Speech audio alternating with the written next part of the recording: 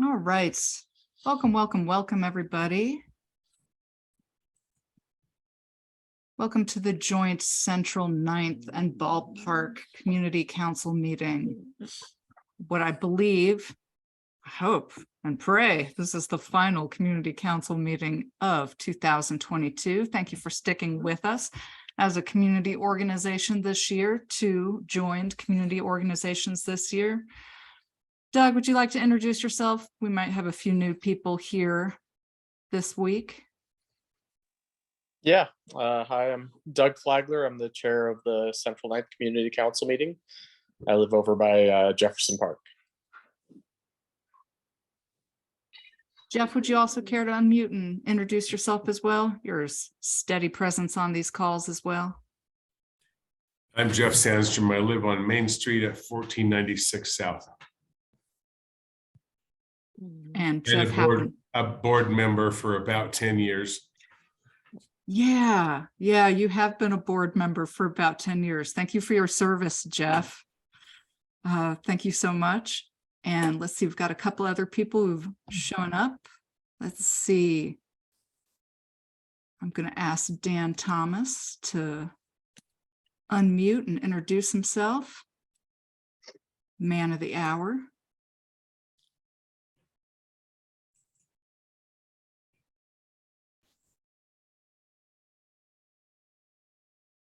Dan, are you in a place where you can unmute and introduce yourself?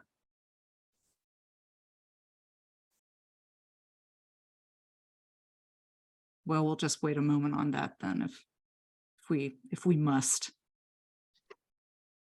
I was pretty impressed by Dan's heroism this week.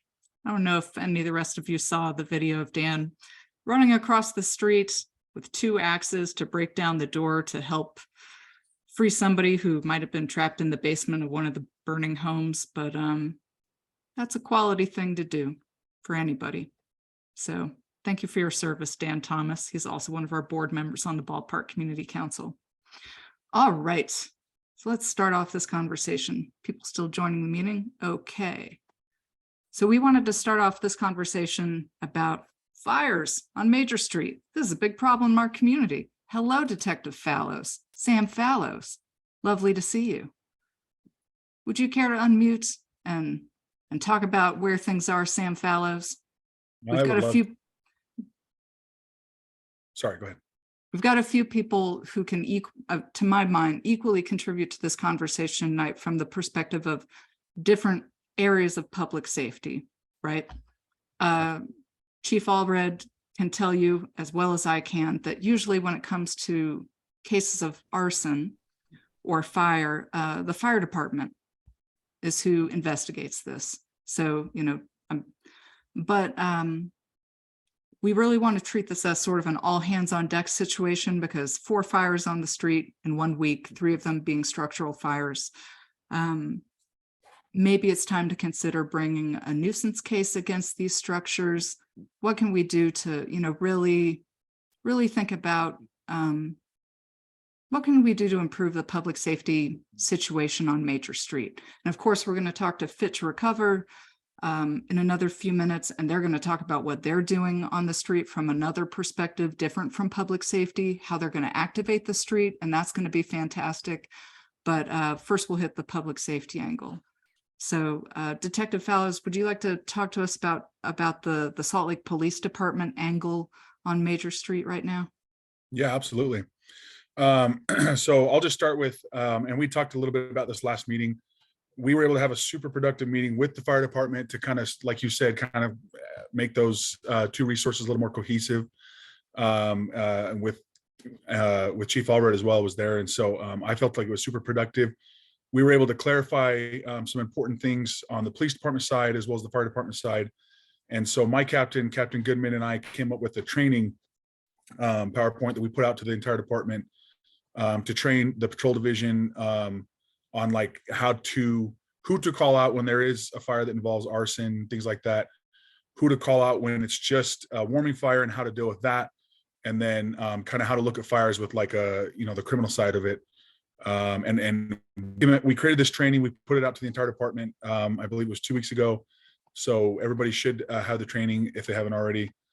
And that was a very productive meeting. And then, of course, with the recent fires on the properties at Major Street, as you said, a nuisance case, I think, is what's going to be the most impactful right now for that property. And so as the community liaison detective for this area, I have partnered with Sergeant Meinzer. A lot of you know him, and we're working together to put together a nuisance case for the properties on Major Street that have had so many issues, not just with the fires, but with criminal activity and other things. And a big shout out to Dan Thomas as well on that for helping me to be able to put together some needed information to be able to start getting this case going. So I super appreciate that, and Amy as well, and all your guys' help with that. So but on that note, one thing that I need that will be super helpful and necessary is, as part of a nuisance case with the city, if you guys remember, then Detective Meinzer, now Sergeant Meinzer, did a nuisance case on Wayne's Corner. And one of the things that he asked for, and one of the things that we will be asking for again, are citizen letters in relation to those properties. And so basically what we need are letters from citizens who are willing to write out their experience with the properties and their perception of their safety, as well as the crime at that location, and then also their perception of the reputation of the properties in the community. So basically just anyone's overall experience they've had with those properties, with crime in the area related to those properties, or with issues that have arisen personally, from those properties. And what I need is just a letter written up that is just a citizen's perspective of that. And you can email it to me, and that I will put together as part of the nuisance case that I have ongoing at that property. So I'm going to put my information up in the chat so that you guys can have my email. And anyone who's willing, I'm asking you to please write that letter. As soon as you can would be better, because we do need it from to move forward. Amy, did you have something you want? Yeah, I'm not sure why my video just decided to stop. It's an exciting Zoomy time. Can you hear me okay? I can hear you. Yeah. Oh, terrific. Some of us might sort of have I think everybody knows what the word nuisance means, but could you kind of describe what is a nuisance case from the perspective of the police department, and what would that mean, for the rest of us? Yeah, so essentially the police department will bring a nuisance case against a business or a property owner for any property that is consistently and abundantly causing issues within a neighborhood. For instance, like the Wayne's Corner case that Sergeant Meinzer brought against them was super productive, because essentially what it did was a nuisance case is the business agreeing to work with the city and take certain steps to mitigate and stop the crime from occurring any further at the address. So, it might have different types of agreements, but essentially, usually it involves trespass signs. The owner has to enforce that and ensure that the property is staying clear. They need to make sure that there are no, people experiencing homelessness on the property, things like that. They need to make sure that the property is staying safe, that the buildings are being boarded up. All those things are in place, and so if they fail to do so, then the charge can be brought against them for basically being a nuisance in the area. And again, nuisance is anything that is crime related, bringing in like drugs, things like that are causing issues in the neighborhood. So it's not something super common that we do, but luckily I have Sergeant Meinzer to kind of help me with this case, and something that we can get done that will kind of help that area and that specific address right there on Major Street. So again, it's just gonna be a simple letter stating your own experiences with it, in relation to like crime, how you feel about the safety of those properties, and if there's been any like direct impact between you and the owner of the properties, or you and the properties themselves, in relation to like crime and things like that. So, and you do not have to be a resident. I'm seeing that in the chat. It just has to be if you have some kind of an experience with it. So it doesn't require you to be a resident, but it's certainly, so yeah, for Jolene Smith, like that would be super helpful. Any kind of experiences you've had would be super helpful. So again, my contact information is at the top of the chat. Realistically, we want these just as soon as we can, as soon as possible, so we can kind of keep moving forward with the case. But if anybody has any questions about that for me, does anybody have any questions on that or anything I can answer for you?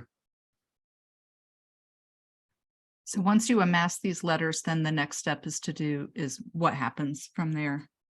So essentially we continue to gather, we'll gather the letters, we'll kind of organize all of the evidence that we have, and then we'll take the case, and a nuisance letter will be sent out to the property owner. And then we will take the case to a prosecutor to look at, essentially, and determine if they need any further information for us to move forward, or if there's enough to move forward with what we have, and then it'll kind of go through the court system at that point. Folks have been asking me about the nuisance case from the perspective of, is this the way to move forward towards a demolition? In your view, is this the fastest way to move forward towards demolishing these properties? And I ask that not because I'm not interested in housing. I think it's unrealistic to think that these 4 properties are safe for human habitation even after being rehabbed. Does that sound realistic to you, Detective Fallows? I don't know if you've ever stuck your head inside or anything like that, but I have. Yeah, I have. And I would say they probably weren't habitable before the fires. And now I would say very, very much less so after the fires. So yeah, it's nothing that I would ever want to live in. So I don't know if it will necessarily, it can't hurt, obviously, to forward the process of demolition. It'll certainly make it stronger, and it might give more teeth to like our civil enforcement division and other partners that can move forward with those types of things. Obviously, the police department doesn't do a ton with like demolition, but we will partner with and work with other city departments to, try and make that happen. Yeah, essentially civil enforcement, it'll give them more teeth as well. And they've done a ton of work there. And they've been awesome. So it's not that, they haven't been doing, or that we haven't been doing anything. It's all kind of coming to a head, it seems, at this point. So, but I think it will help. Yes. But I don't necessarily, I don't know if I'll make it faster, but it will absolutely help and give more of a backing as to, as a reason to demolish the homes.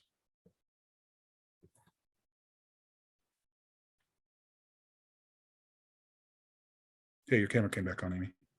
I switched cameras. I switched from my external monitor to my laptop, and for some reason it worked. So now you can see the side of my head. Absolutely. Does anybody have any other questions on that, or any questions on the letters that I'm asking for from the community?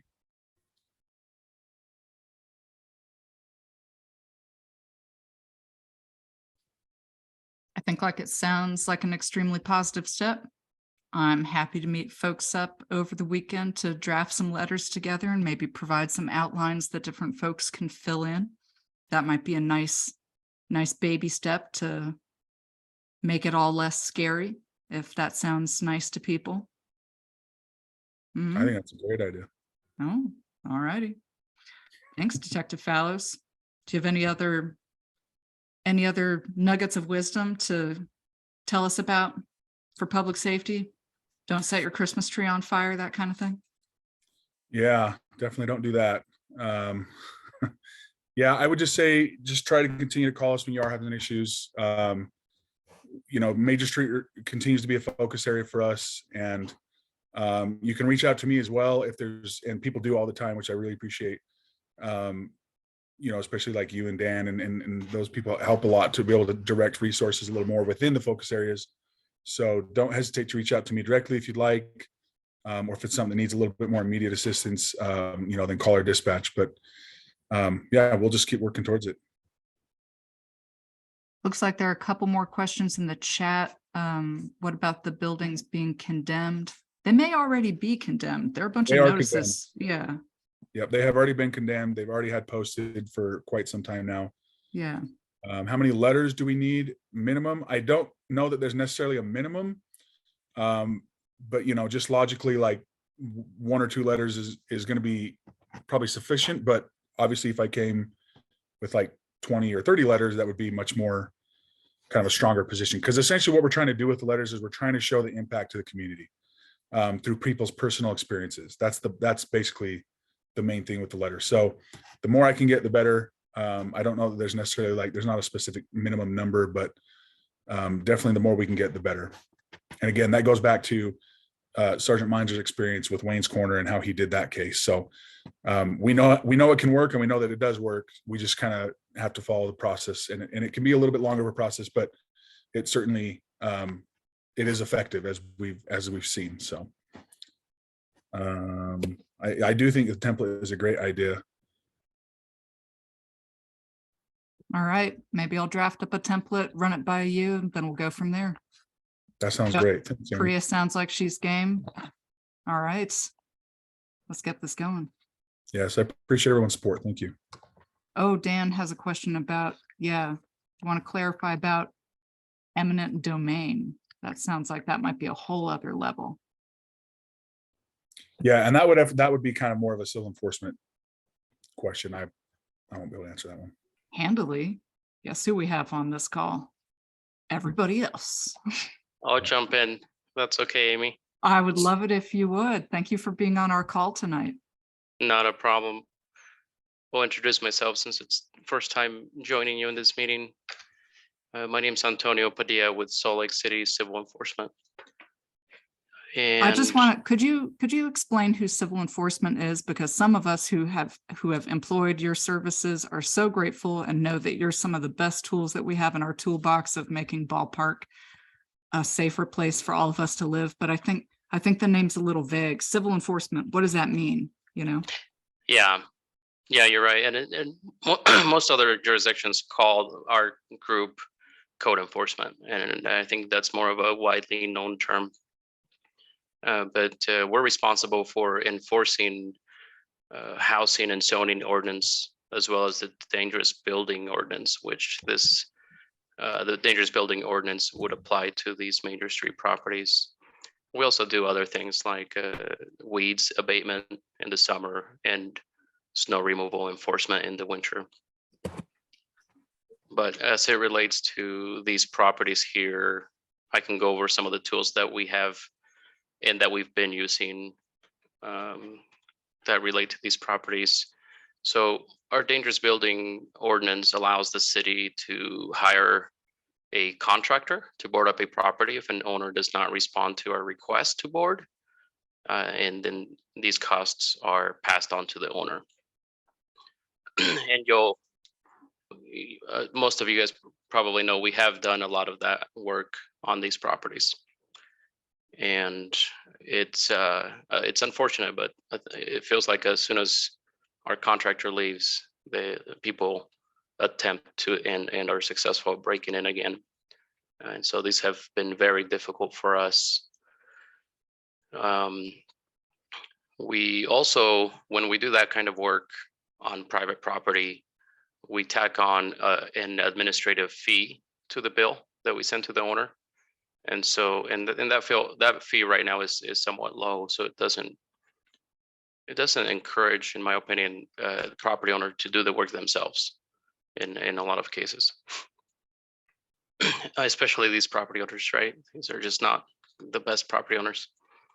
And another tool that most people are not familiar with yet for these dangerous buildings is that we do have the ability to assess a daily penalty to properties and board buildings that are an attractive nuisance and use up a lot of city resources. And we have an investigation or a case open that is to assess daily penalties on these properties. And I believe we opened that last year, 2021, October 2021 is what I'm looking at. And so we have been working on that and have been to court with these property owners several times.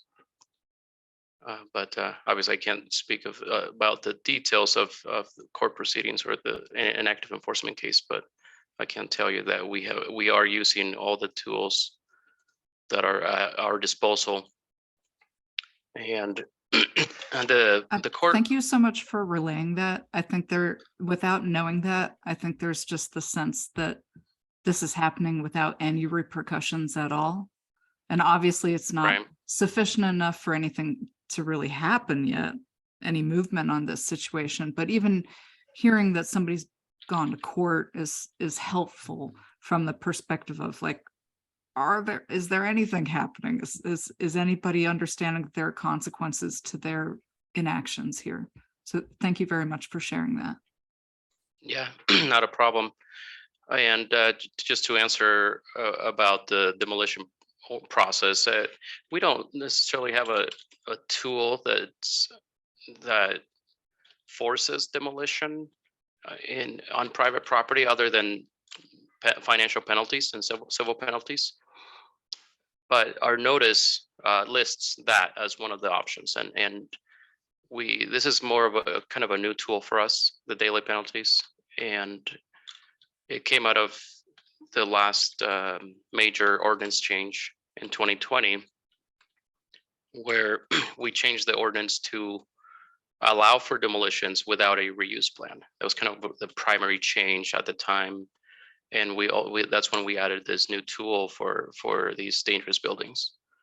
And so the notice that we issue the property owner, give him a few options. One, demolish the property. Two, rehab the property, with all the proper permitting and get it back in use. For this one, that's probably not possible. Or maintain the property vacant in a way that does not cause a nuisance. And there are a lot of good property owners that do that. There are property owners that make their property look as if it was occupied, maintain the yards and maintain the windows, the glazing on the windows, maintain good lighting. So there are a lot of things that the property owners can do to mitigate these kinds of issues. So, did I miss anything, Amy? In your view, what do you think is the fastest resolution here? It would probably be demolition. And I do hope that the owners are considering demolition for all their properties. I did speak to one of the owners, and they did share their intent to demolish 2 of the homes. But we're yet to see that. I'm not really necessarily optimistic that they will do that anytime soon. From what we can tell, there are no applications for a demolition permit on file that are active anymore. I think they did pursue that permit a while back, but there's nothing in the system that is currently active, unfortunately.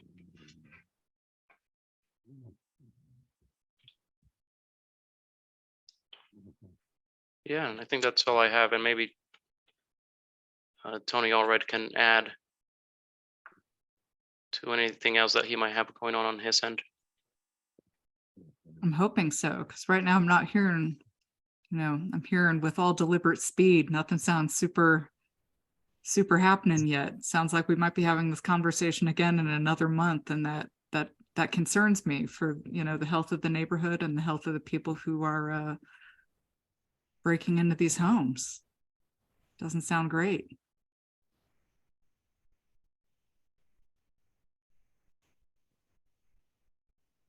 Chief Allred, what can you tell us?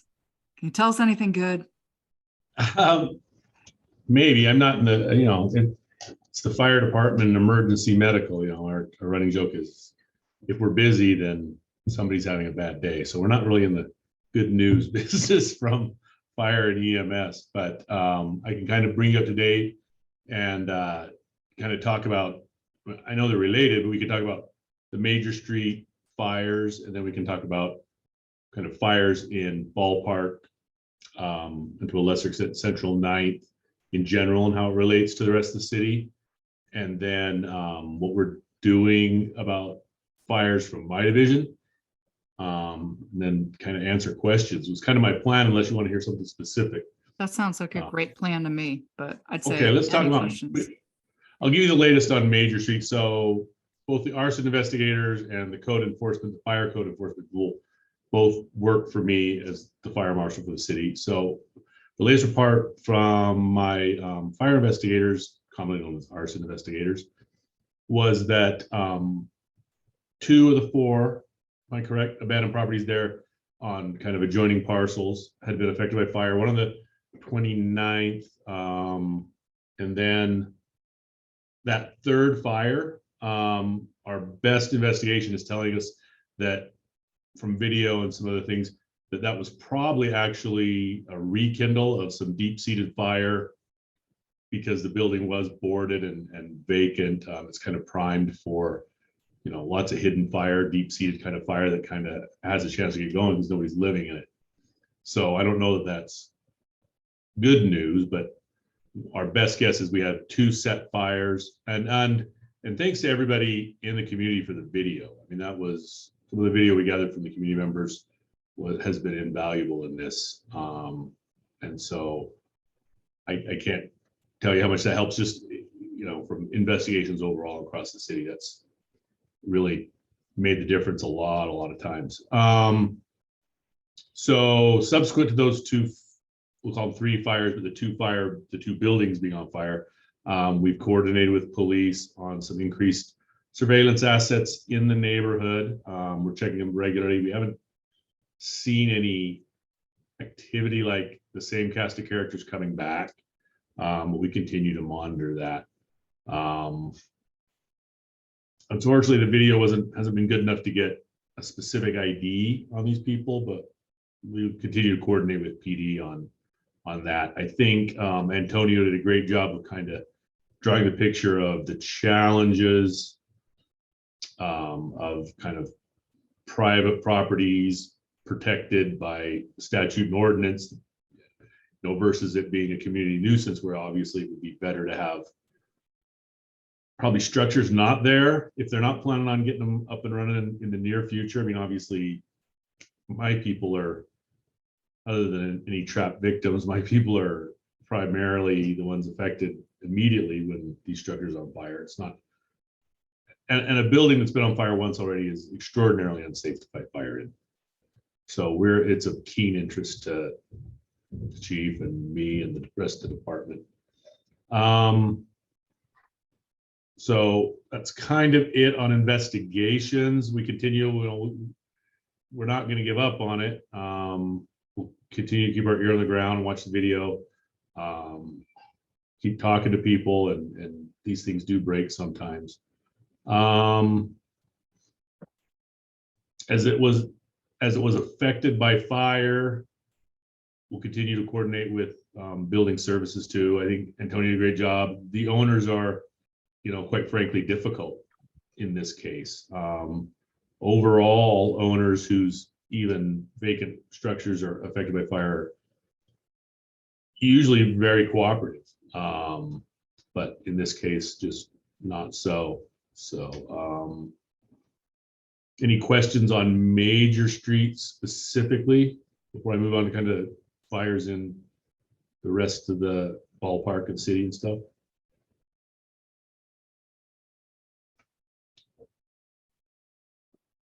It looks like there might Okay. be a couple in the chat, maybe. Mhm. Okay.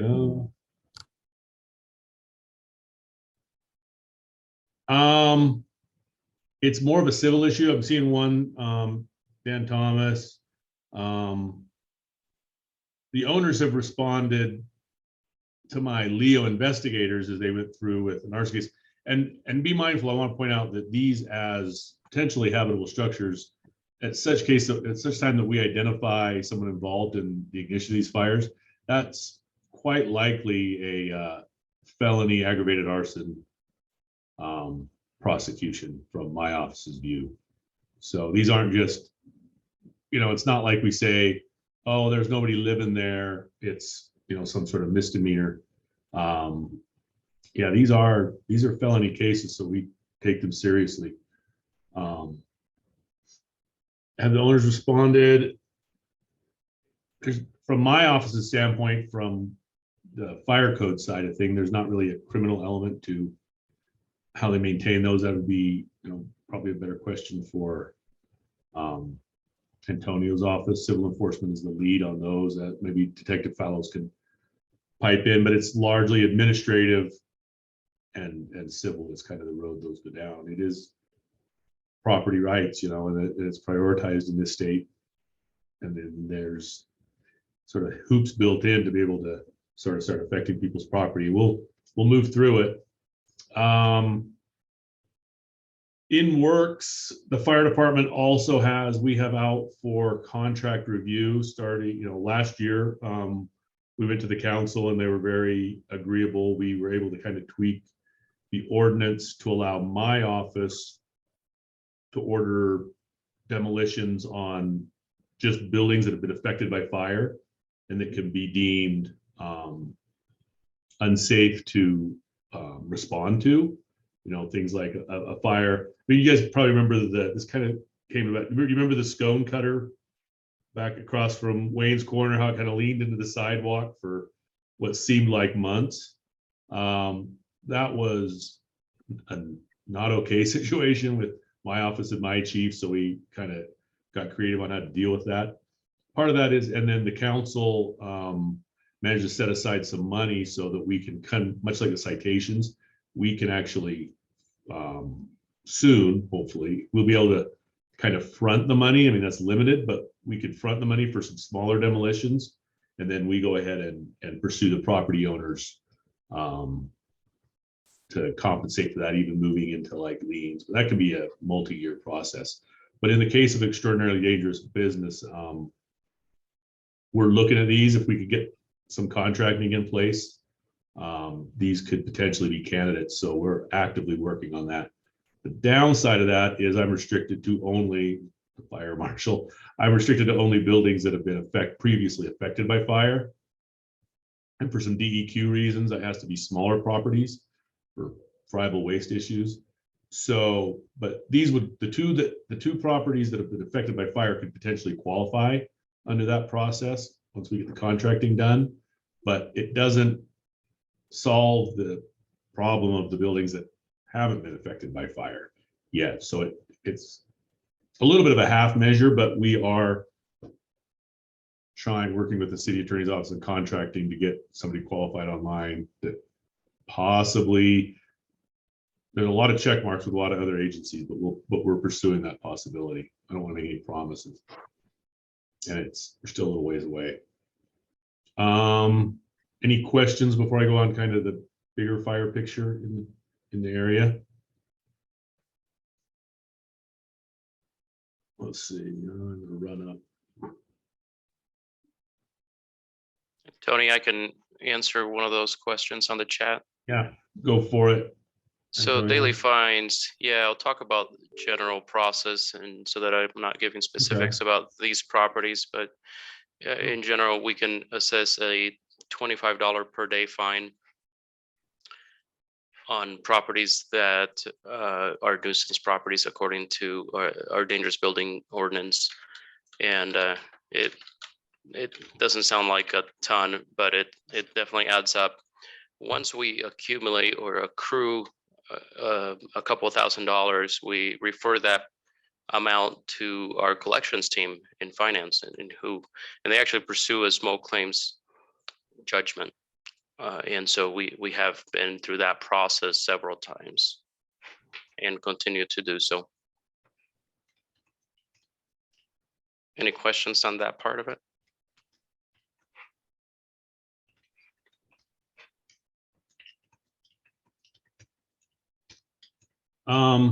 Yeah, it's been done. We've started a daily fine. I guess I don't have the exact date, but we did start a case in October of 21 on these properties. And usually takes 30 to 45 days to start the accrual of daily fines.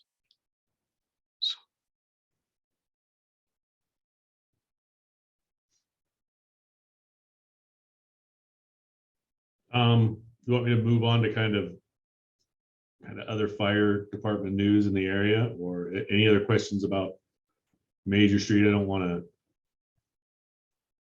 leave it unspoken, but you know, I'm happy to, and I'm happy to, what I'll do is I'll stick around in the chat for a little while. I'm still in the office, so I'll hang out when I'm done in the chat for a little while, for 15, 20 minutes after we move on from our part of the agenda, and hopefully be able to answer some questions if people have questions, if that sounds all right.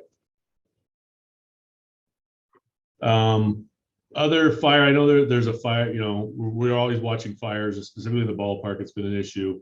I guess I would start by saying thanks for continuing to report. I know it can be frustrating as with certain crime activities. The perception sometimes is you keep reporting the fires in, whether it be the alley behind my house or business, and they just keep happening.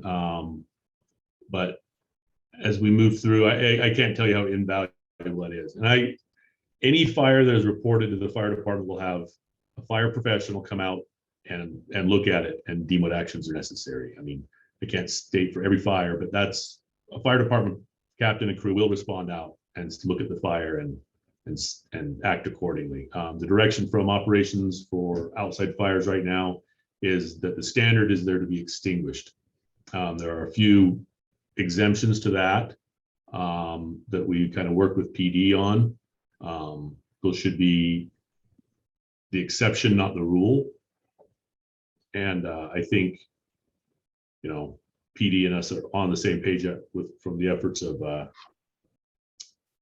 Officer Fellows and some others. I think we're kind of on the same page with my Leos. We're doing some other things. We're coordinating with the city prosecutors. We might see some kind of tweaks in the language to make certain misdemeanor burning cases easier to prosecute. They're a little difficult now because they're kind of wrapped up in code references, and this is all code nerd stuff. But we're going to try to clean up the ordinance to make it a little bit easier to prosecute those. You know, there's the ones that are in misdemeanors in the city system. Last month, my numbers say we investigated 58 fires citywide. A fire has to be under certain conditions to warrant a full investigation. Of those fires, of those 58, 16 investigations occurred within the boundaries of the Ballpark Community Council District. So while 16 doesn't sound like a lot, it is, you know, a quarter of the investigated fires across the city in a month. You know, that doesn't mean they were all structure fires. It doesn't mean they were all arsons. It just means fires significant enough for us to do an investigation on. It could be vehicle fires. Now, obviously, you know, a lot of people live in the Ballpark area. It's denser than some of the other areas. There's a lot of multi-use stuff going on, but we recognize that there are, in Central 9th and Ballpark, there's an extraordinary amount of outside fires. Those all have the potential. We saw them last winter lead to various levels of structure damage. We were able to keep that fairly much to a minimum, but it is a danger. And so, like I said, our crew's instructions are to extinguish fires regardless of their size if they're outside. The only exemption for that would be we can't ask our crews to create an immediate life safety hazard. So if it's not, but if it's threatening something, if it looks dangerous, then that exemption doesn't exist, even if, you know, it's going to leave somebody cold. We've started attaching our chat teams, which is our social work and resource outreach teams, to when we have interactions with people having outside fires, so that they're not, we don't want to get in a cycle where people are saying, oh, well, I'm saying it's my only way to stay warm, so I'm going to keep starting a fire in the same area evening, and starting that doesn't work. We make them clear that this is a one-time exemption, and we sort of encourage them to take a meeting from our chat workers. And so far, that's showing some success.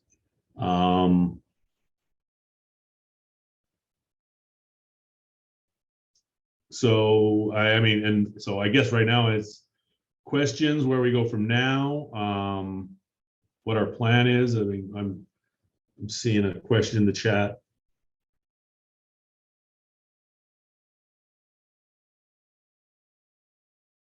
There's a question about a specific fires around Cake Salon. I'd need to pull the reports on those, but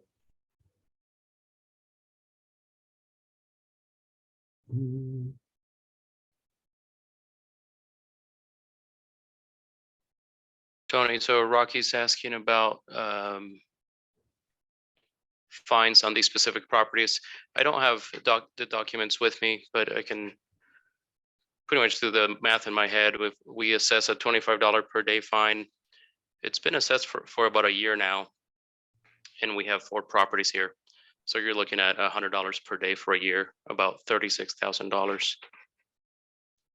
And we have obtained judgments on a large portion of that money.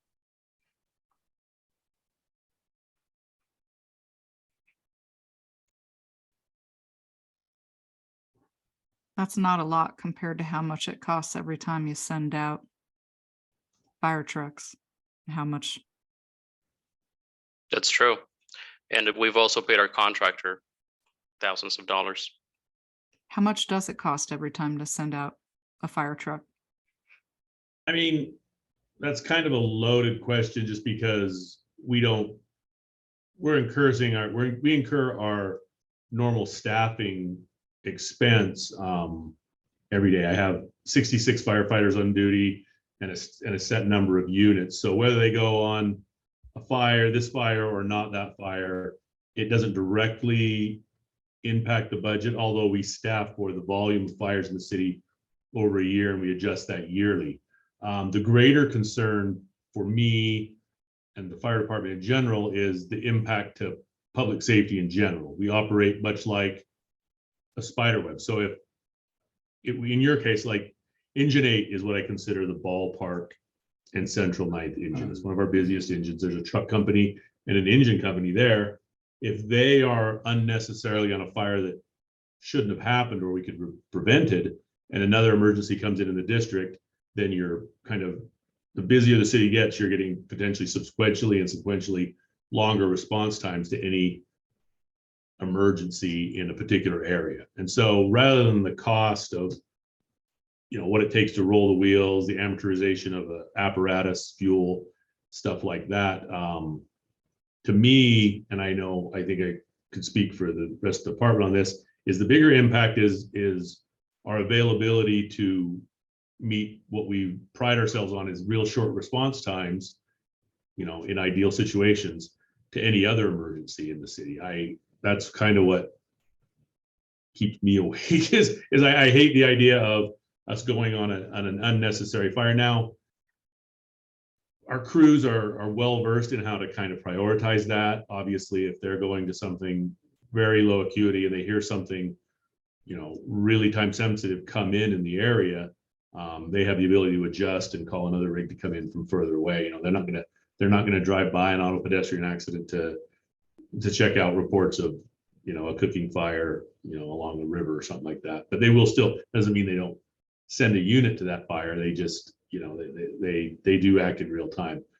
But the effect is if they're on a structure fire, we send 3 engines in a truck is a standard structure fire deployment. That's 3 engines in the truck, all those major streets, houses that we're not addressing issues in Central 9th, Sugar House. And obviously we work and we backfill stations and stuff like that, but it does stress resources. So that's, when you talk about cost, for me anyway, it's less about an immediate money issue and something that we try to recover than it is the impact on public safety citywide. That's why, and that's how I treat it and view it. That makes sense. Yes, thank you for that clarification. I appreciate it.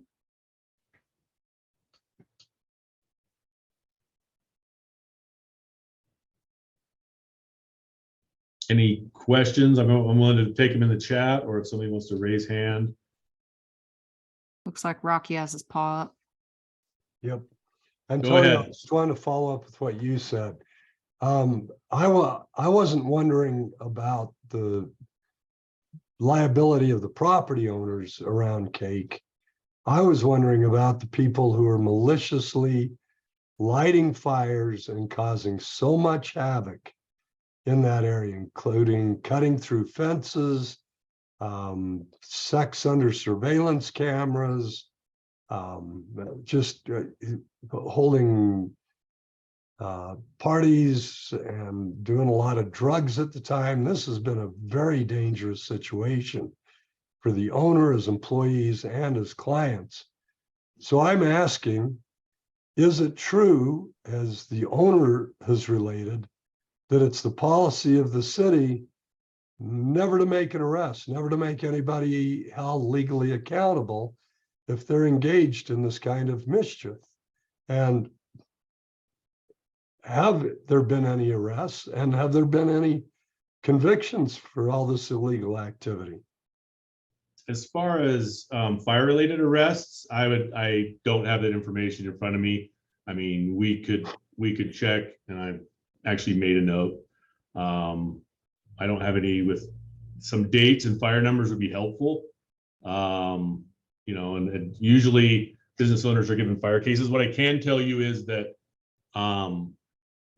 any such fire would qualify, and there is no policy in my department to do anything other than forward potential criminal fires, whether those be citation level ones in violation of the firefighters out of the fire marshal's outside burn order, all the way up through reckless burning at the misdemeanor level, various arsons, various arson crimes through felonies.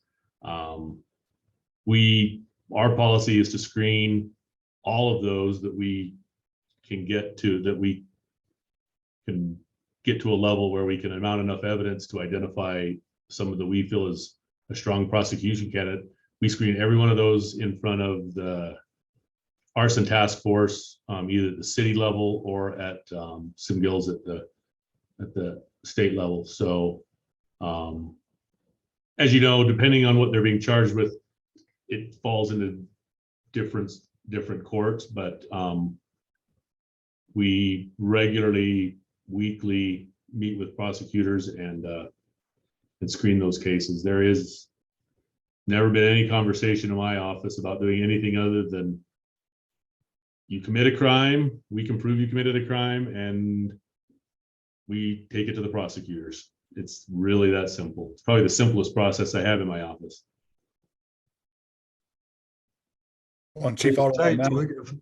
Yeah, I was going to ask Detective Fallows to follow up, because I'm just Okay. wondering, was this officer just totally out of line telling the owner of the salon that it's the police department's policy not to make any arrests, and sometimes not even to show up if they call in and complain that the crime was committed by somebody who is homeless or a transient?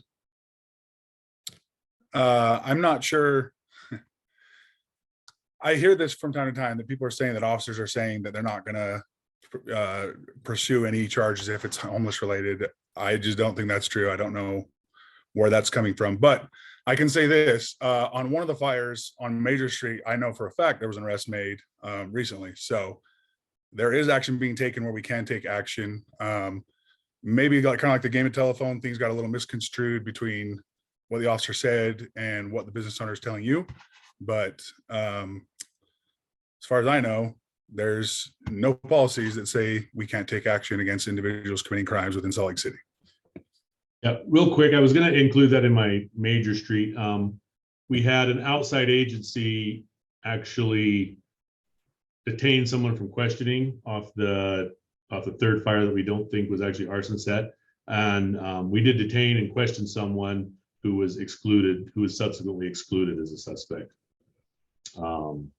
But, you know, thanks to the outside agency of being, you know, being proactive and at least giving us a chance, my investigators a chance to detain him and Salt Lake City PD held the individual until we were able to be sure that individual wasn't involved.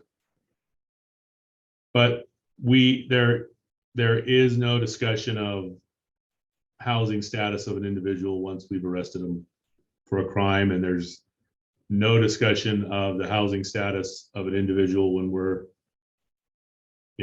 questioning whether to seek a warrant for their arrest in my office. It's not a box we check one way or another.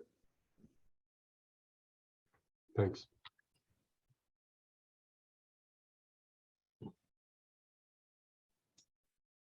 Thank you, Chief Allred. That's helpful.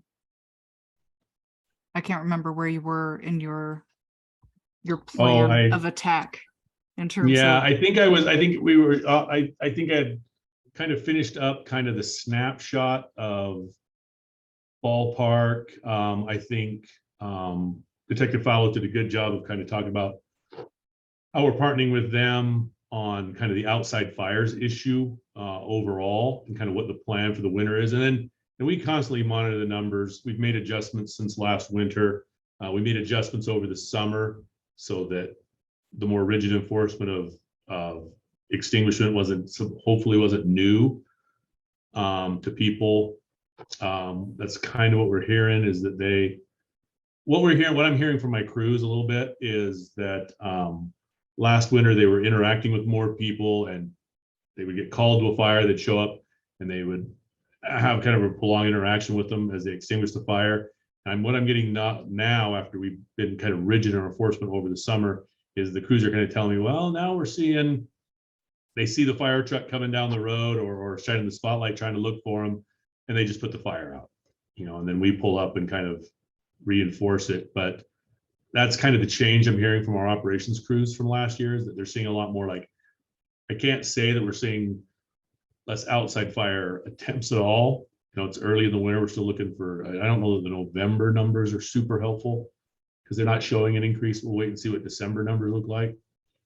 But we are hearing anecdotally, at least pretty consistently from our crews, that people just kind of know that they can't have outside fires in most cases. So it's encouraging. We'll wait and see what the numbers show, and we'll adjust accordingly. I think I was on to questions. Like I said, I'll stick around in the chat for 15 minutes or so after, unless there's any live questions. Chief Allred, I just had one. Infinite Scale had an arson, 2 arson attempts at their property over, I want to say, with one of them was just a few months ago, the other was probably within the last year. Do you have any information on that? The owner of the business ended up tackling a gentleman and holding him down after the second fire that was set at their property. Not off the top of my head. I can't recall getting a brief on Infinite Scale, but I can certainly reach back to our arson case coordinator on Monday and find out. If it's an ongoing investigation, obviously there's not going to be much I can report on it, other than I'm happy to come back or follow up with you or Amy, and you can report it out to your crew if you want to reach out middle of next week. I'll check in on Monday. I made a note, and I'll check in on Monday, both on in general the fires, if we've got any active cases going on around Cake Salon, and Infinite Scale. They're both on my list, and like I said, I'll check back in with my arson folks. Okay, there was also another one that Channel 2 reporter had witnessed being set in front of the my Spy Hop. Spy Hop? Yes, I did see that. What happened? And I do recall asking my arson investigators. I see these things, I hear about them, I come in the next day and I ask my arson investigators. That person was no longer on scene. They left off camera at that Channel 2. They left the scene. The fire was, and Channel 2 didn't stick around to direct our crews. I think Channel 2 left to kind of pursue him.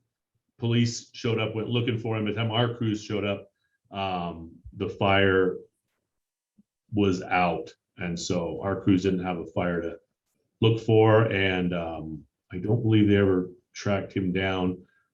We did arrest someone right by there. I think it was 2 days afterwards. that we caught firing some, lighting some landscaping on fire outside Spy Hop, because that was like, they had a pretty significant vandalism, if I remember in that case too, it was witnessed. I think that was the one that some people witnessed from Copper. Maybe we had some employees sitting in Copper, and PD was able to make an arrest in that case right on scene. Where that case sits, I'm not sure. That was a vandalism case.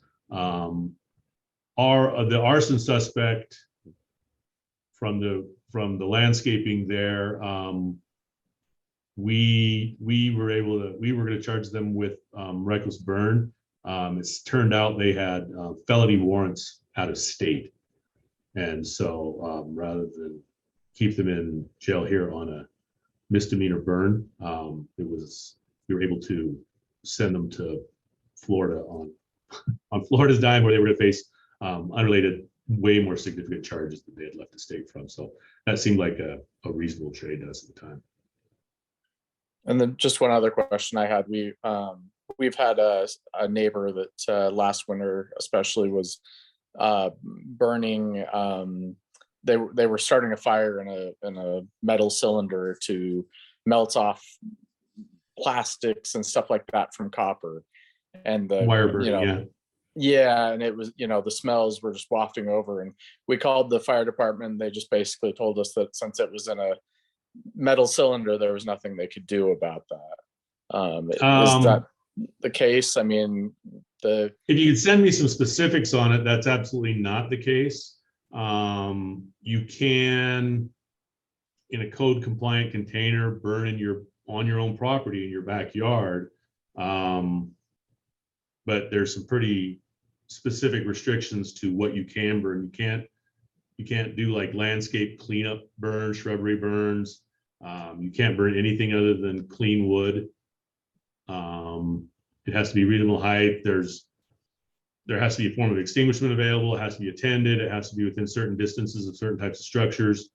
And our operations crews should be familiar with enforcing those. Now wire burning is a particular instance where we should not only be involving my arson investigators, but we should be involving our PD partners also, because at least presumably there's at least a suspicion of theft. Most people don't go and buy a bunch of wire on their own from Home Depot and take it home and burn the insulation off it. I think it's pretty reasonable to at least suspect that maybe they shouldn't have that wire. So we run across that fairly regularly, unfortunately, and that's the standard. So if that didn't happen, I would be more than happy to look into it. Okay, yeah, I mean, for us, we just, over the summer it kind of dissipated, and doesn't seem like they've been doing that, but No. we keep an eye on it, because especially the chemicals and stuff that are released from burning those is a concern. Oh, absolutely. For us. I can't speak to that specific case. The fire you describe would be specifically not allowed by ordinance in the boundaries of Salt Lake City. That's helpful. Thank you.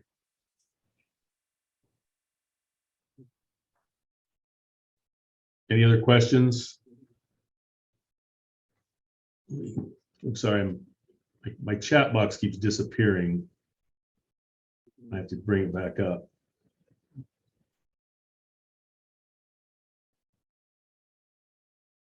I don't see any immediate ones for me, but unless somebody wants to raise their hand, but I will, like I said, I'll review these and respond in the chat for the next little bit. Unless there's any other questions for me, Amy, Doug. And I'm actually I'll be sticking around longer than that. I wanted to hear about the development, because code and plans are also my division. So I'm interested to hear the presentation. So I'll have my camera off, but I'll be listening in. Thanks. Thanks We for really your time. appreciate your time. Oh, wait, Bob Danielson has a question, and I know his staff have Okay. experienced. I've personally seen the video of the fires that they've had to deal with recently. Okay.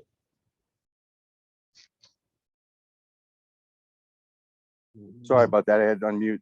Yeah, the fire that happened at the old, I think it's the old tortilla factory off of 300 West, just across from Paramount.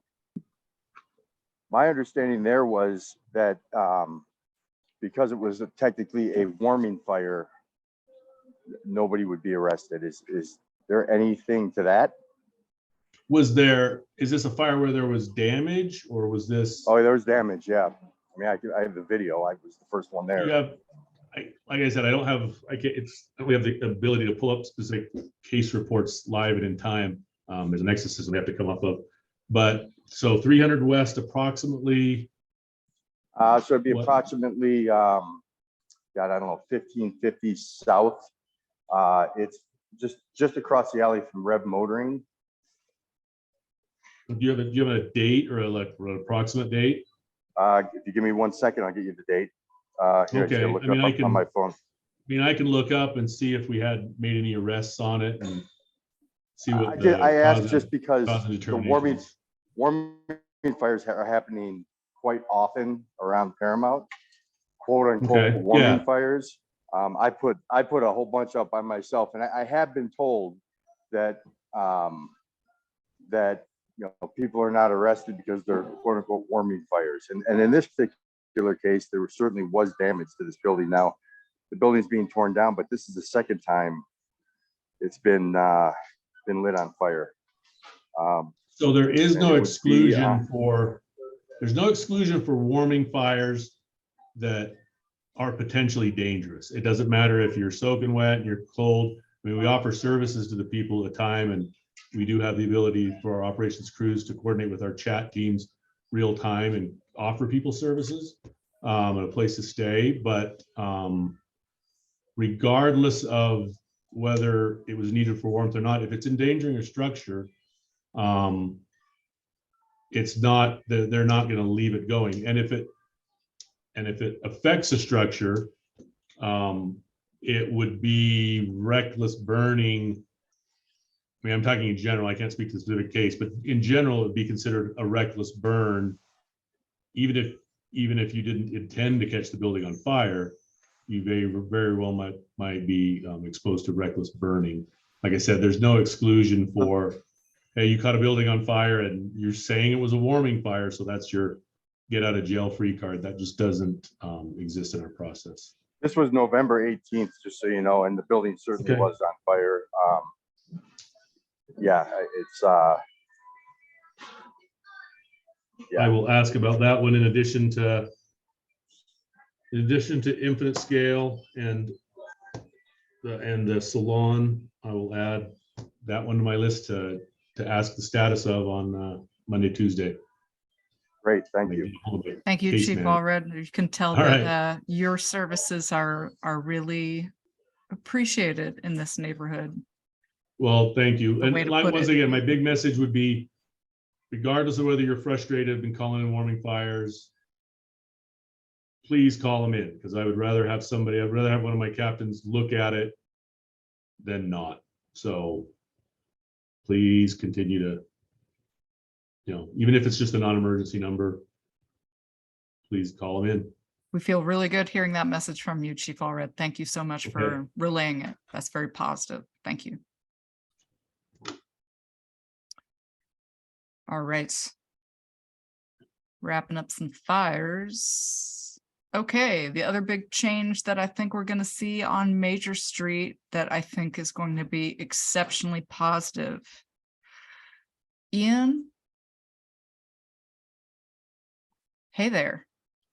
Rachel? Hey there. Hi, how are you? I'm doing Hi, good. Andy. Lovely to see you all again. It's great to be here. Yeah. I reached out to Ian because I started to see some social media about a new gym moving to the neighborhood called Fit to Recover. Guess what? They're moving to a block of Major Street that we just all spent an hour talking about. That seems to be a block that really needs some people there doing some good things instead of some not so great things. So I was pretty excited about a gym moving there, but it turns out that Fit to Recover is kind of more than a gym. Ian, do you want to talk about Fit to Recover and why I'm totally bananas about you Yeah, guys absolutely. moving to Major Street? Absolutely. I just want to first, I've never been a part of such a strong organization or a community that comes together and tries to work on solutions. So it's been really cool to just listen in and see how much everyone cares about the ballpark area. We currently are located in Glendale. Wendy's on this call. We are taking both of her buildings on Major Street 1331 South and 1335 South. And what we do is we wanted to bring hope to the neighborhood. We chose Major Street because of the impact that we can have. And we want to serve and be of service to as many people as we can in recovery from substance misuse. Me, myself, I've been sober now for 10 and a half years. And it's been one of the greatest things. It's been one of the most challenging things, but it's brought a lot of purpose to my life.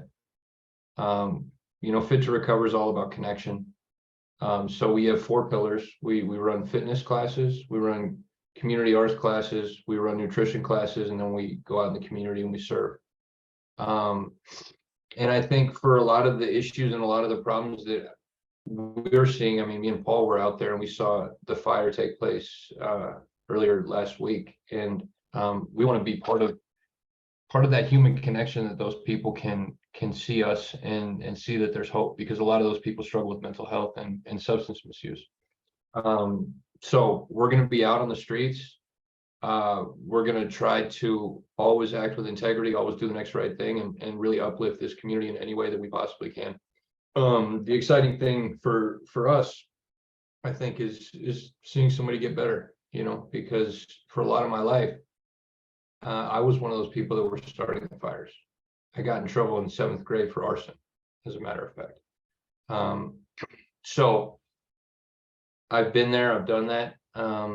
When I first moved to Salt Lake City, I'm from Ohio, I used to pick up parallel to where these buildings are. So it feels like it's full circle.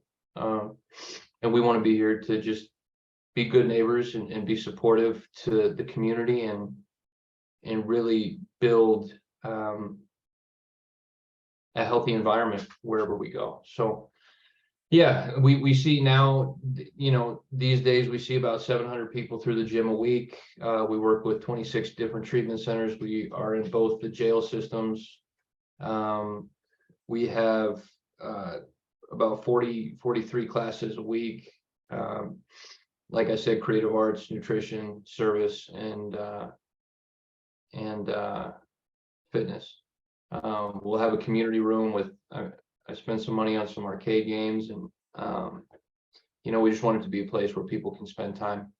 The more that I'm digging into this and the more that I'm thinking about all this, you know, we'll probably have to get some type of security or some type of community help. You know, I think we're all going to have to watch each other's backs and all be part of this solution together. But what I can promise you is that we'll always have integrity and we'll always show up. We've gotten some great data on quality of life and people's sobriety, and we score really high on all of those categories. So what we're finding is the community holds people accountable, and when people are accountable, you know, they have a place to go. And when they have a place to go, they sometimes don't partake in some of those extracurricular activities that we're used to. The other thing that we're going to be doing is providing resources to people as well, because sometimes the solution isn't doing 100 burpees or speaking behind a microphone or learning how to cook. So we'll have all of those resources available, and we have a lot of partnerships with a lot of the treatment centers that we can get people the help that they need. So yeah, we're just really looking forward to the opportunity to be part of this coalition, and I think that we can really make a big change in these upcoming years together. So that's a little bit about kind of the organization. We've been around for 8 years, and this is our jump, and we're excited about this jump. I'm excited for them. They're taking 11,000 square feet and changing it into 2 gyms and a training kitchen space and an art space. Ian, maybe you could break it down for us a little bit and talk about, what do you think an average, what do you think an average Monday is going to look like in terms of scheduling at Yeah. the new Fit to Recover building? I'm tootling by in my car, or I'm walking my dog and I'm walking by Fit to Recover. What can I expect to see if I'm walking by? Yeah, there'll be a 6:30 a.m. class. After that, there'll probably be a treatment center that comes in at 9, 10, and 11, and then we'll do a community class at 11 or at noon. And then we'll have a treatment center from 2 to 3, 3 to 4. And then we'll have our 5:30 class, and then we'll have our 6:30 class, and then we'll have an AA meeting after the 6:30 class, in conjunction with a nutrition class at 5:30. So a lot of moving parts. We run right now 100 classes a week. So there's a lot of energy and a lot of moving parts. And I think the reason that we moved is because we want to offer more. We can't offer everything that we want to. So I think there's going to be energy throughout that building, 15 hours out of the day, And in the beginning, it'll be a little bit slow because people don't like change and people are scared of change. But we built 2 gym classes, 2 gym rooms because we have too much of a need. So we needed more space, and each pillar is going to have their designated space. So I think that we'll be able to run more classes, have job opportunities, and just be pumping all day. And we're open 7 days a week too. And some folks from the community have asked me about how they can interact with Fit to Recover. Maybe they don't identify personally as having a problem with substance use disorder, but they're interested. Tell us about how that might work, or how that's. Rach, do you want to take it from here? Yeah. Hi, everyone. I'm Rachel Santizo. I'm the Director of Community Development at Fit to Recover. I'm also a woman in long-term recovery. And so what it looks like is you can go to our website anytime, www.fittorecover.org, or you can stop by the gym anytime. So if you're not in recovery from substance use disorder, we feel like a lot of people are in recovery from something. And it's about us coming together and being supportive. So we have family members, we have people that come in all the time. So as long as you have that desire to come in sober, that means clean 24 hours. And you want to get back to the community, we don't turn anybody away. And say if you meet somebody that doesn't have funds, or that doesn't have, or is scared, or just anything at all, we scholarship as well. We don't turn anybody away for anything. The more love and support we have, the more that we can be seen, and then we can give back. And I was thinking this whole time on this call, a lot of people are talking about the fires and different things. And Ian and myself and Paul, I was texting, I was like, this makes us want to come in that neighborhood more. These are our people. This is the stuff we've been through. This stuff excites us. We want to go in there and create change, just as it was done for us. And so I would say we are open 7 days a week. Anyone can just walk in our doors. We have somebody at their front desk, and someone's always willing to grab somebody by the hand. We have peer support, and just help them out the best that we can. I could hear the excitement in your voice. Paul, do you have anything you want to add to that?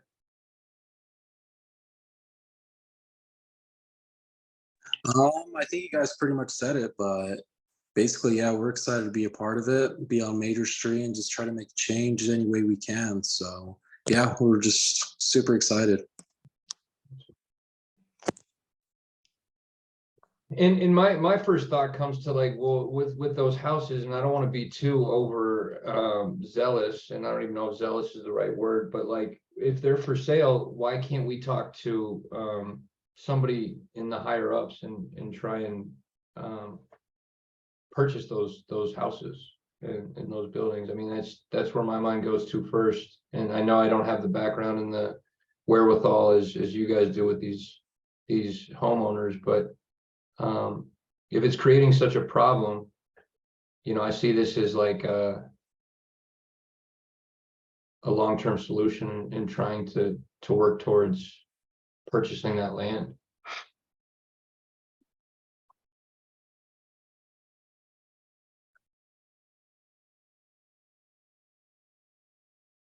I don't hear anybody saying no on this call. Yeah. Yeah. I don't know. We're just excited to is an understatement. So we appreciate you guys having us, and we want to be good neighbors. That's another big thing. We want to be good neighbors, and we want to be respectful. And we just want to be a part of. So I'm extremely excited. I just want to know if anybody else has any questions. I've toured the space twice, 2.5 days apart, and just the progress that I saw in 2.5 days was extremely exciting. I'd encourage folks to go to the website to watch the video that explains, you know, your model, your therapeutic model. And I hear you have a grand opening coming up, Ian. yeah, the grand opening is January 7th. January 7th at we're gonna do a ribbon cutting, and it'll be at 11 o'clock, and then there'll be some open house, so we can just walk through and show everybody what's going on. Somebody asked how we generate revenue. So we're a 501c3, we're a nonprofit. We have the support of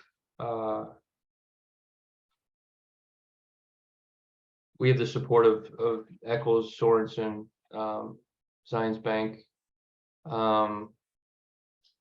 So we have about 40% of our monies comes from foundations.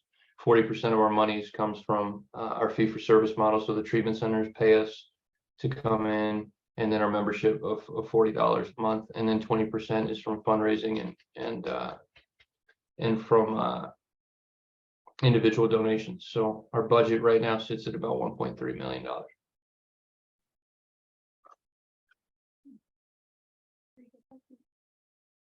Josh, do you have a question, buddy?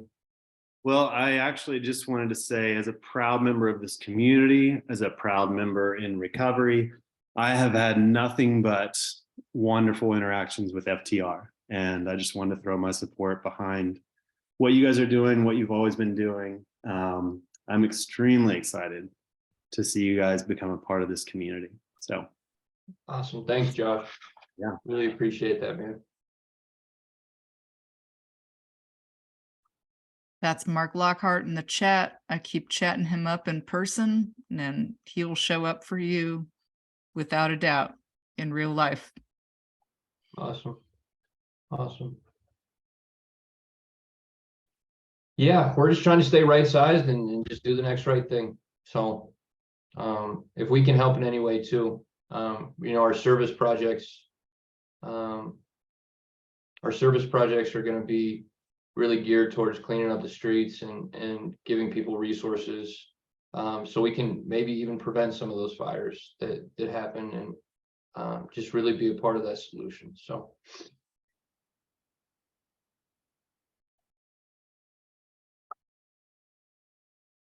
the address is 13th. Yeah, there you go. We're on it. Wendy, do you want to say anything, just because I want to hear your voice?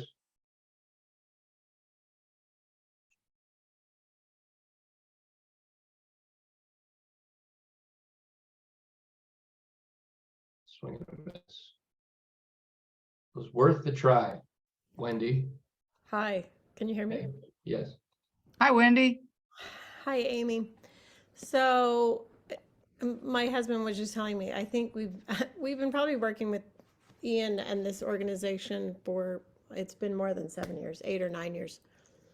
So I have a strong connection with Ian for a lot of different reasons, but he walked into my life and I went out on a flyer and rented a different building to him, not knowing anything about him, their organization, what they were going to do.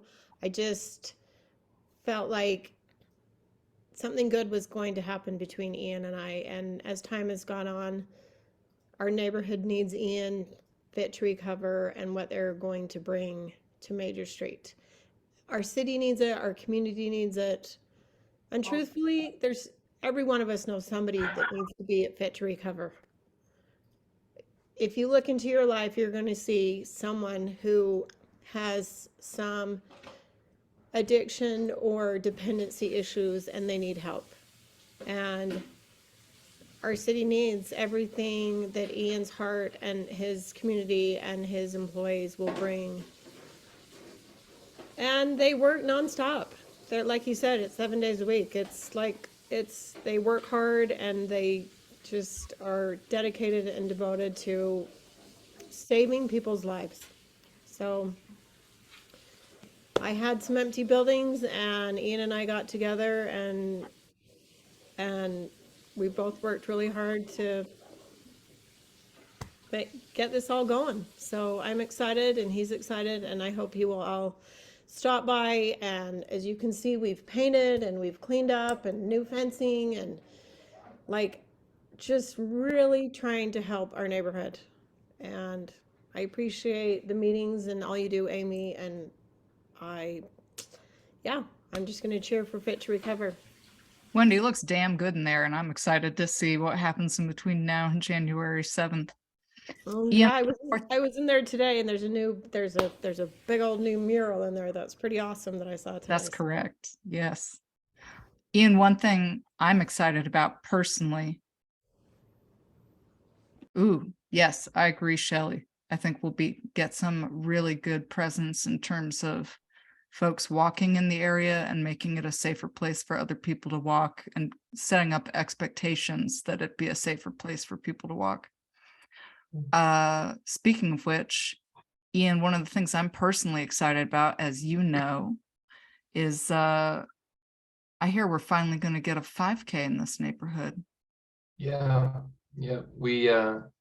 We do a recovery 5K every year, and last year we had about 500 people. We went to the Peace Gardens. My father's actually on this call as well. His name's Steve Acker, and he always wanted to do a run for people in recovery, and he was actually the first person that put the personal guarantee down on Wendy's first building. So I got to give him credit and tell him I love him. But yeah, we want to do it right through the ballpark, and we want to make it 1,000, 1,500 people, all just celebrating, the next right thing. So I am personally very excited about this 5K, and I'm excited about getting community members who run and walk on this committee to make this 5K an exceptional experience, because I'm sick of there being no 5Ks and no 10Ks and no running experiences west of State Street, because there aren't any. I'm tired of it. Let's get them. somebody said, do you have any plans for any type of security for the people when the cars are parked? And Jeff, could you get live onto the chat?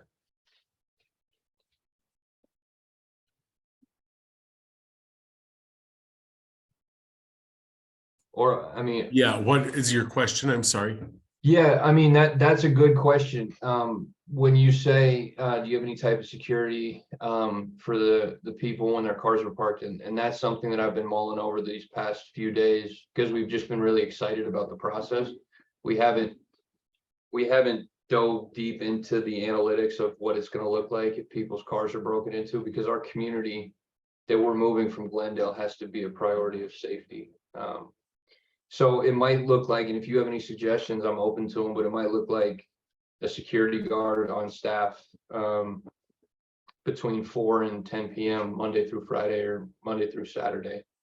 Maybe, just an idea, maybe in the after dark hours.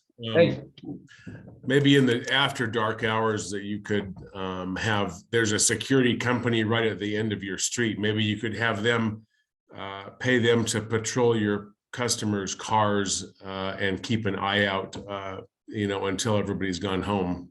Yeah, that's a good idea. That's a really good idea, Paul. You got that? There is a security place right down the street. And the other thing we've thought about maybe is like having key cards. So, I mean, we have a big parking lot. So allowing people to scan in and then the door closes behind them. But that is a concern of mine. Because if people's cars get broken into, then they don't feel safe. And if they don't feel safe, then it doesn't matter, you know, so that's gonna have to be on our top priority list. So I think we'll go check out the security place. ASAP.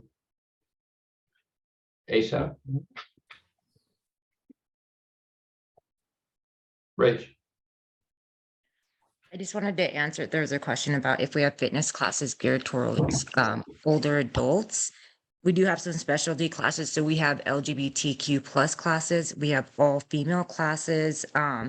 And so we do not have one geared towards older adults, but we operate with intention and trauma informed. So people of all ages, sizes, races, whatever your background is, what we do is we have our movements are geared towards, they can help anybody at any level. You do not have to be skilled at anything to come in our doors.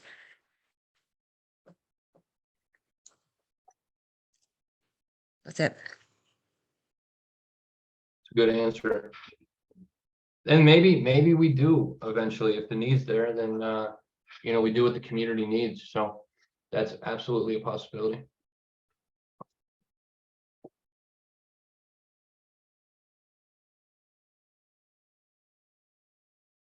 All And right, Mark, I appreciate it, Mark. We'll be close. I hope to meet all of you in person one day. And I hope that you guys come out to our grand opening on the 7th at 11 a.m. where we're gonna cut the ribbon and make it just a community event. So we just appreciate your time, appreciate your devotion to the community, and we look forward to playing a small part. I think you're going to be playing more than a small part, Ian. Thank you so much for signing on tonight. Thank you for moving back to Ballpark. We appreciate it. It's going to be excellent. So I appreciate it. Thank you, Amy. Thanks for adding I all this up. absolutely will put the opening event on the Facebook page. Thanks, Priya. Yep. Happy to, I will bump it. I will bump the heck out of it. All right, we only have one more thing on the agenda tonight, and that is the Urban Alfondre building. I definitely recommending touring the building. It's pretty cool to see what they've done. All right, let's see. James, would you mind raising your hand so I can find you? No, that sounds dorky, but you know, it's a big cyber world out here in Zoom land. I suppose I can use the Zoom search feature like a grown-up.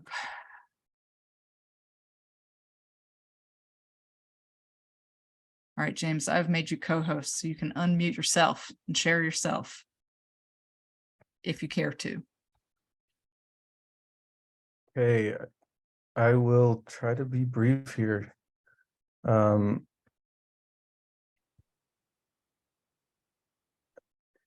I'm here to present the West Village, which is a project located on 400 West and 900 South and 400 West and Montague Avenue in the Granary District.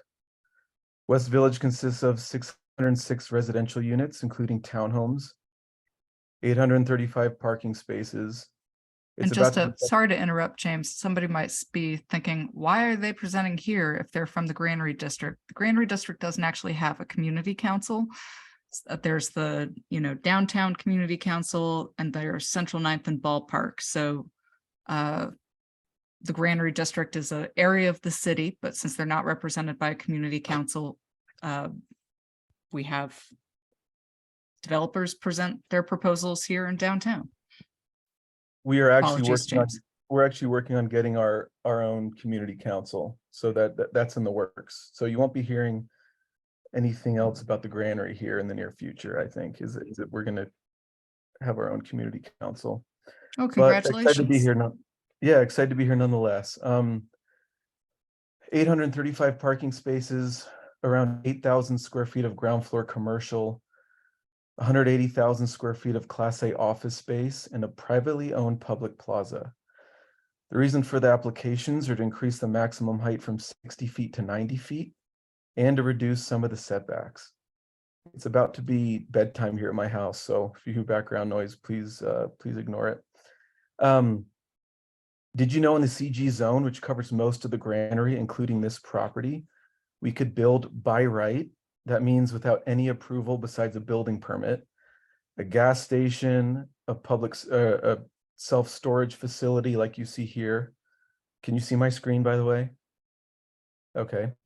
A mortuary, an impound lot, and the list goes on.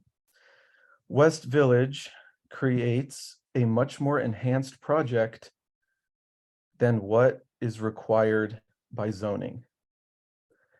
It also helps achieve master plan goals of the downtown plan, greater than what the current zoning allows, including we are going above and beyond by creating more residential units had to help achieve master plan goals, activating the ground floor, enhancing the pedestrian experience, and supporting the downtown plan as a 24/7 neighborhood. This is a rendering of West Village on the corner of 4th West and 900 South. We have ground floor commercial along 900 South, and this is looking down. I guess I'm realizing my Zoom feed is in the way, maybe not. We're looking down Montague Street to the west, where we are providing also ground floor commercial as well. The current zoning does not require us to provide any ground floor public space. This is a closer look at the ground floor commercial we're proposing. These are the townhomes fronting Montague Avenue. And this is the relationship between our townhomes and residential, our plaza, and our Class A office building we are proposing. We are providing a much more enhanced product than what the current zoning allows and achieving many master plan goals than what the current zoning allows. Thank you.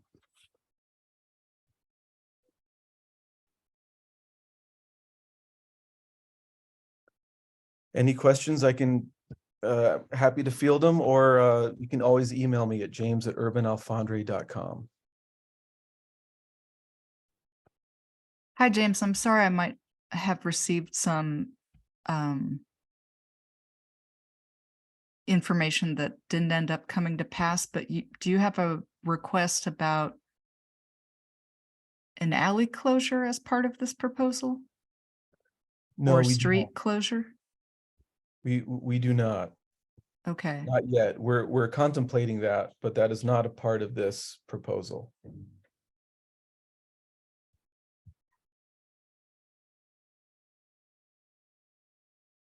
When would we receive notice if it's going to become part of this proposal? When we submit it to the city as an application. Oh, okay. You have submitted a street closure application. Well, we've redacted, we actually have taken it back. We've submitted one, but we have told the city that we are not actually going forward with that now. So that's the most updated information. So what we are going forward right now with is a plan development and a design review application, and that's what we're presenting on right here. Okay, thank you. I'm sorry I was confused about that. If you do decide to resubmit a street closure application, how much notice will we be given about that? I think that's a city question. We submit to the city and then they run their public process. They take charge of that, and we comply with what their process is for engaging the public. Amanda, could you answer that question for us? Yeah, absolutely. Thank you so much. Yeah, of course. So the street closure application that was submitted was incomplete, but I didn't realize that they were not going through with that at this time. So we'll have to discuss that. But with both the street closure, that would end up going to the city council for review. So the process is once they have a complete application, we would initiate a 45-day public comment period, and the community councils would receive essentially the same letter that you did about the plan development and design review applications. And you would have 45 days to review that and get us comments prior to planning commission. We'd bring the application to the planning commission, ask them for a recommendation to forward to the city council, and that body would make a formal decision on if the street closure was in the best interest of the city.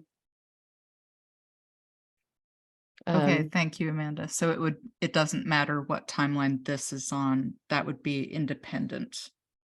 It really depends on how they go about the project.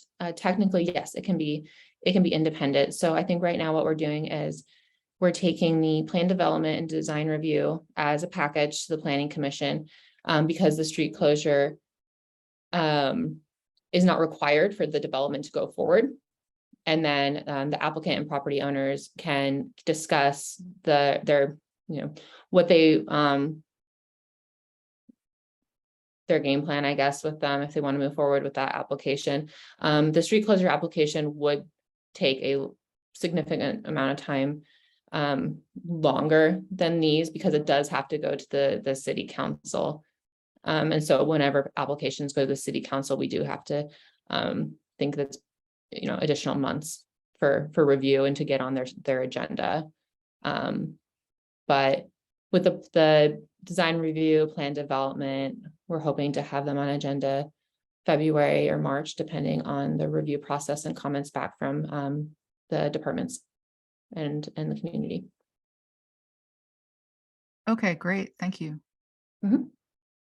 James, usual questions. Is this all, do you anticipate, is this going to be all renter occupied housing? Is some of it going to be owner occupied housing? All renter occupied. Okay, is any of it going to be affordable housing, or will it all be market rate housing? We always try to provide more affordability in our design with the way we design units and unit sizes. So yeah, there will be market rate affordable housing. We have no plans for any deed restricted affordable housing here.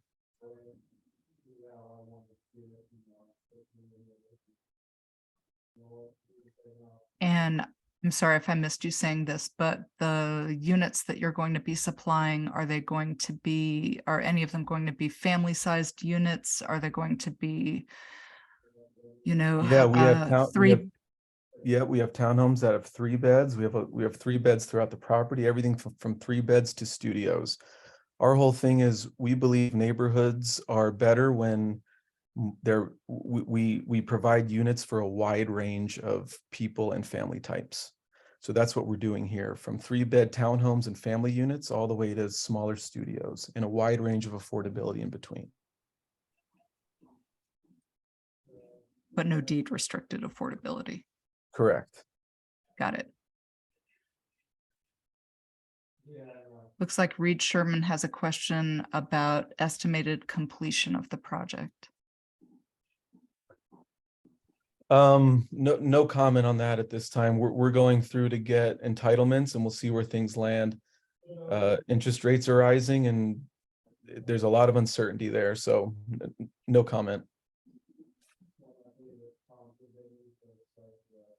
Yeah, Reed, and I agree. I was pretty interested in that life science commercial aspect that I saw. Is that still part of James, I saw something about that in a proposal. Is that? Yes, correct. Okay. We have 180,000 square feet of we're gearing for life science user here on this building to the right. It's actually, I have a better image of it here.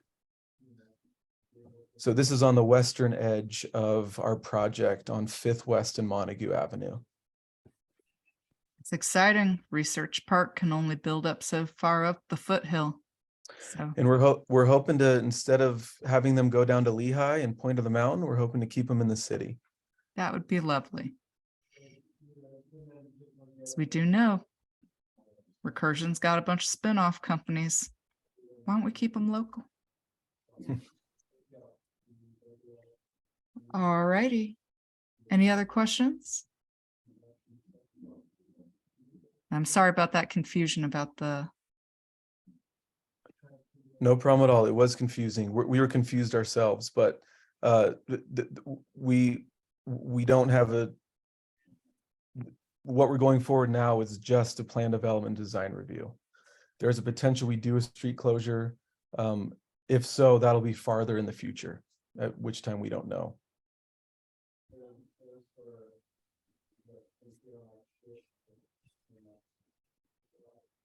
Thank you, everyone.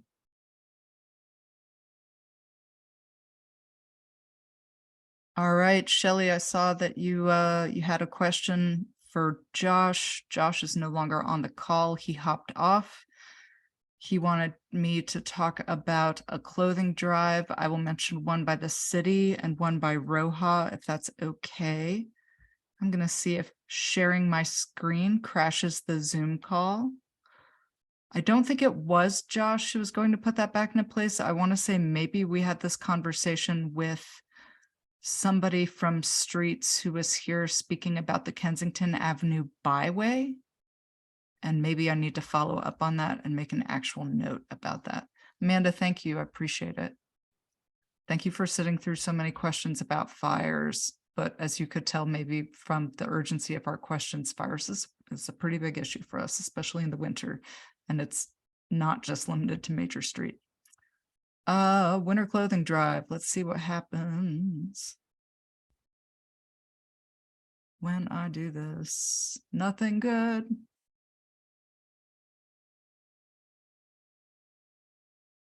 Cool. I just tried to share my screen and I got my Macintosh Rainbow Ball of Death.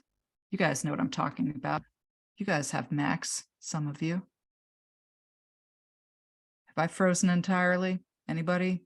Bueller? Oh, nuts.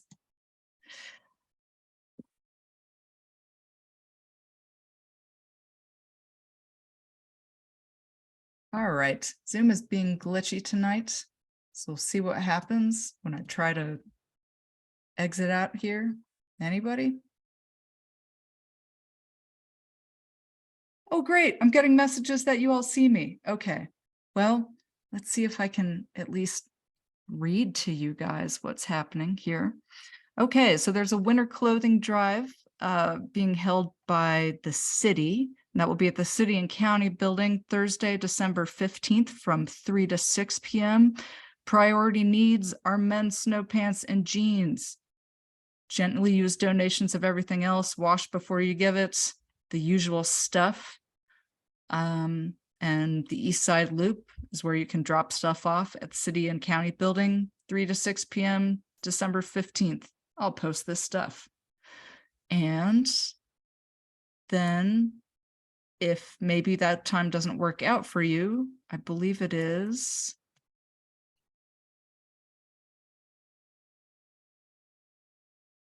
this. When's the date? Sunday, December 11th. So this Sunday at Roja, there's also a clothing drive from noon to 8 p.m. doing almost exactly the same thing. So weekend and weekday clothing drives. I am going to try to control this Zoom meeting again, but my computer's really frozen. So I would really encourage somebody else who has co-host powers to start talking and maybe thinking about making somebody else co-host so they could speak if they would like to, if they are supposed to, like if they are a city official, for example. But I'm not sure I'm going to be able to wrap up this meeting with, you know, my usual flair and grace because stuff's frozen, guys. I apologize.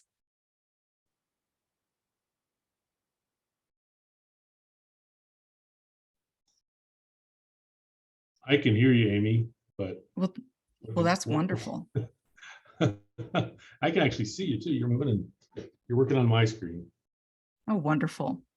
I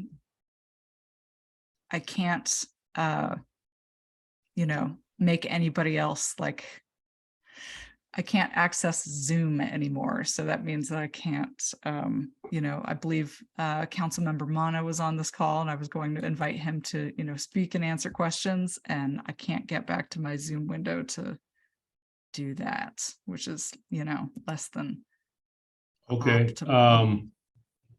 I'm this is the chief already. I think might be the one that can communicate with Amy right now. I'm gonna do my best to pitch it because I don't manage these meetings, but Councilman Mono, I think we had an invitation for you to speak. Seen No, that he left. Darren left, it looks like. Oh, well, sorry about that. You talk to me and I'll pass it along to the group. I got nothing else. This is wrapping up the meeting. I can see the chat and I can talk, and that's all I got. Thank you all for participating in this meeting. I think it was fruitful, especially in communicating about fires. Amy, one question. There's Shelley's asking a question about the crosswalk Yes, yeah. on Kensington. Who Yes. can we call or what can we do to help with that? I mean, Shelley's question, can Councilmember Mono help with the crosswalk? Seems like maybe, of course he could. That'd be a great place to start.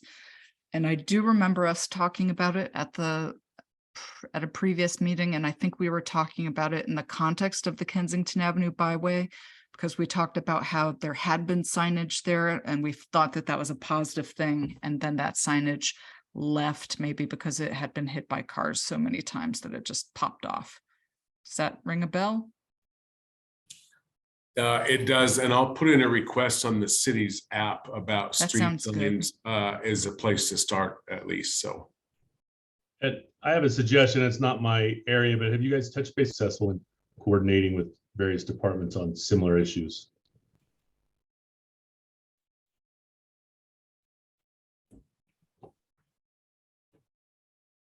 And I'm also getting try reaching out directly to the transportation division. So these are some good ideas. Yeah, you can email, and it's probably worth an email to John Larson in Transpo too. And I don't know, I'm sure he has someone that deals with these issues. He's been super helpful for us. All right, will do. I use that crosswalk and I don't want to get hit by a car either. So I've got a selfish motivation to do my due diligence as well as just do my due diligence.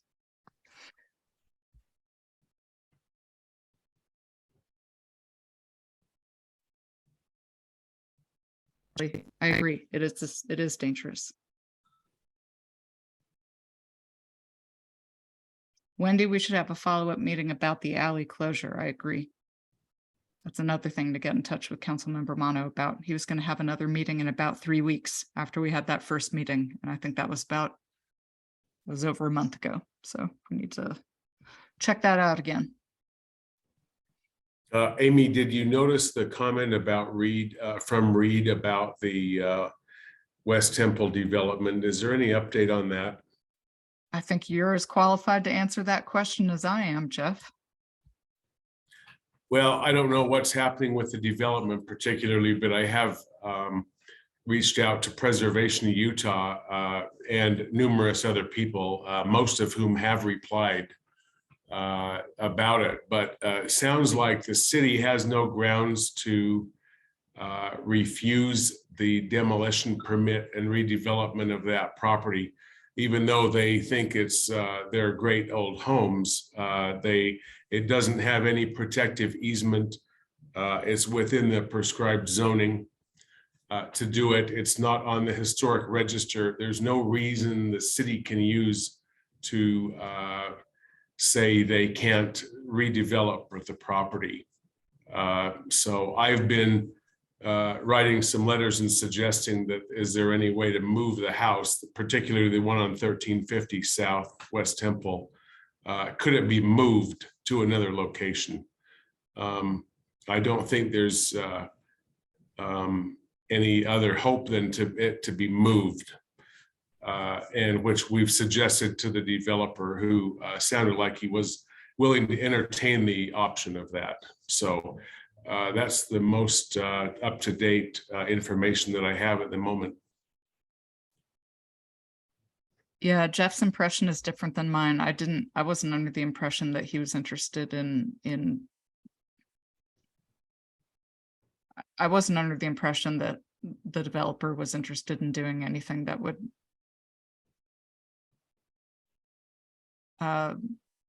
be economically disadvantageous. Well, I suggested it when he presented it at the community council meeting as an option, and he said it was consideration. So it wasn't refused, but it wasn't embraced necessarily either. But I don't have any other updates on the approval of that project or the timeline of it, though. No, it is not yet scheduled even, I believe, to go to the planning commission, but once it is, we can always go talk there. It has to get rezoned for an 8-story apartment building to go up there, and it hasn't been yet. And there was an article in the Salt Lake Tribune about it.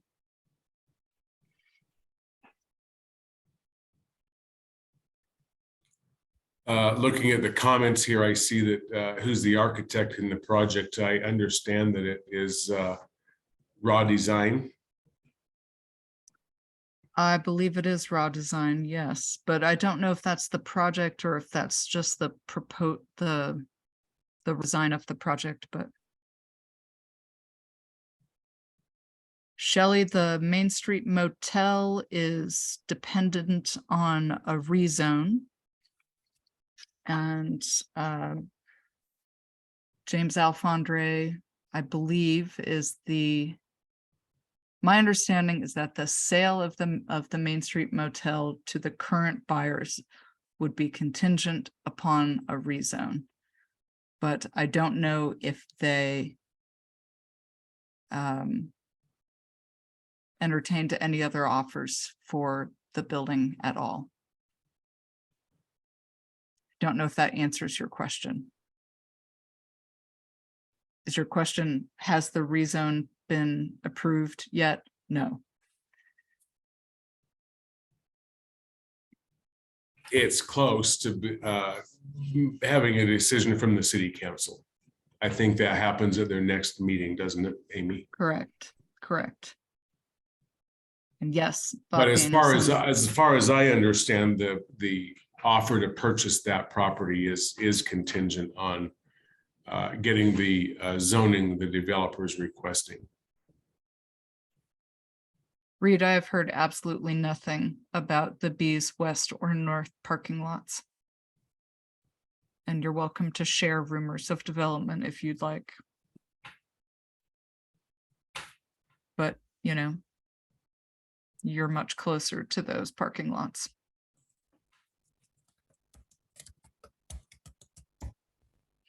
All right, as exciting it is to repeat rumors on camera, I am going to stop this recording.